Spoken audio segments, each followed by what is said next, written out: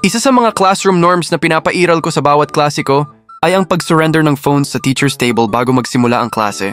Sa panahon kasi ngayon, ay hindi makikinig ang mga bata kapag may hawak silang phone. Alam na alam ko na kung ano ang gagawin nila kapag naboboring sila o walang ibang gagawin kundi makinig tuwing discussion. Kaya effective talaga ang paggamit ng rules, lalo na kung ayaw mong magalit sa klase kung nagkakamali man sila.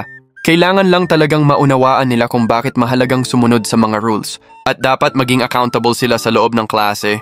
Itong lalagyan ng phone ay kailangan ko para mas maayos kong mailagay ang laptop sa table. Sa dami kasi ng nakalatag na phone sa table ay wala ng space para sa laptop ko.